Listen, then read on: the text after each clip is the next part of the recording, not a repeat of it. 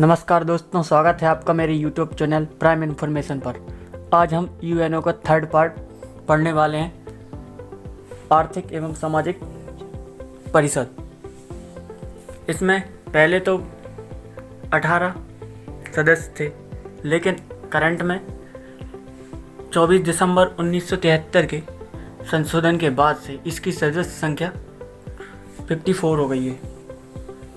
इसमें बीच में भी एक संशोधन हुआ था जब इसकी सदस्य संख्या बढ़कर 27 हुई थी। यह एक स्थायी संस्था है, लेकिन प्रति वर्ष 1/3 सदस्य सेवानिवृत्त होते हैं और अवकाश ग्रहण करने के बाद भी सदस्य पुनः निर्वाचित हो सकते हैं। परिषद में प्रत्येक सदस्य राज्य का एक ही प्रतिनिधि इसमें शामिल हो सकता है। इसमें निर्णय साधारण बहुमत से लिए जाते हैं। आर्थिक एवं सामाजिक परिषद की बैठक साल में 2 बार होती है।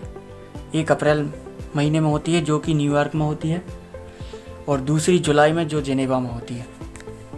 इसका फोर्थ पार्ट है ट्रस्टीशिप, प्रन्यास परिषद। इसकी स्थापना 1945 में। यह प्रकार मुख्य अंग है।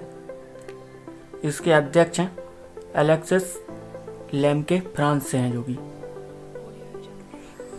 जिन राज्यों को न्यास का भार सौंपा गया, ऐसे राज्य ऑस्ट्रेलिया, न्यूजीलैंड, अमेरिका और ब्रिटेन थे। अब ये न्यास बना किस लिए था, ये बात, न्यास परिषद के 5 सदस्य स्थायी सदस्य होंगे जिनके पास वीटो पावर है। इसकी स्थापना ऐसे न्यास प्रदेशों के पर्यवेक्षण हेतु की गई थी जहां द्वितीय विश्व युद्ध की समाप्ति के बाद स्वसत्ता शासन की शुरुआत नहीं हो सकी थी।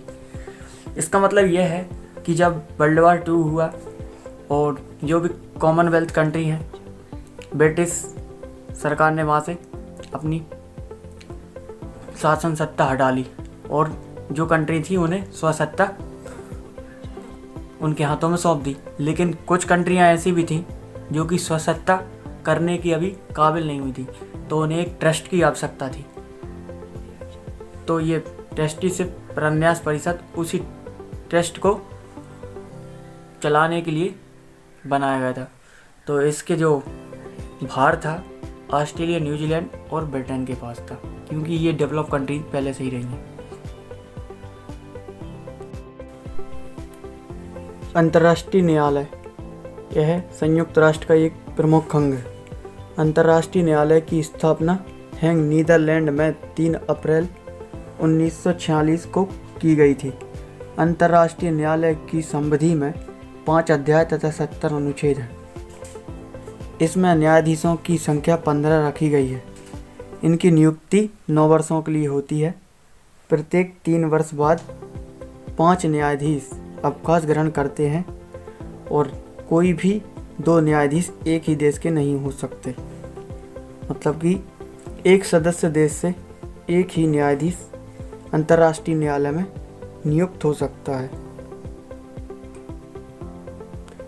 न्यायाधीश अपने में से ही एक अध्यक्ष तथा उपाध्यक्ष को 3 वर्ष के लिए चुनते हैं। न्यायालय की सरकारी भाषाएं फ्रेंच तथा अंग्रेजी हैं। न्यायालय का कोरम, कार्यवाही संचालन के लिए न्यायाधीशों की न्यूनतम संख्या 9 है।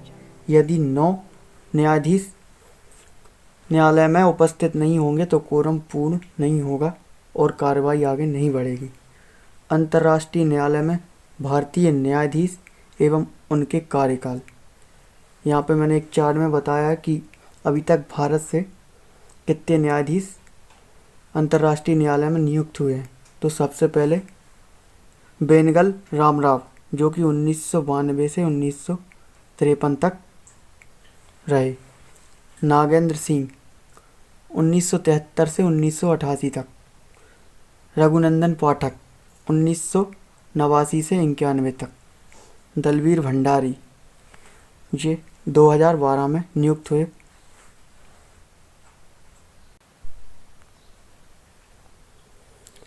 अब संयुक्त राष्ट्र का सबसे प्रमुख अंग है संयुक्त राष्ट्र सचिवालय।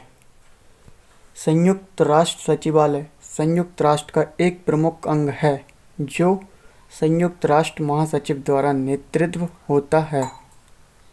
संयुक्त राष्ट्र के बाकी अंगों के लिए आवश्यक जानकारी और सुविधा सचिवालय द्वारा ही प्राप्त होती हैं।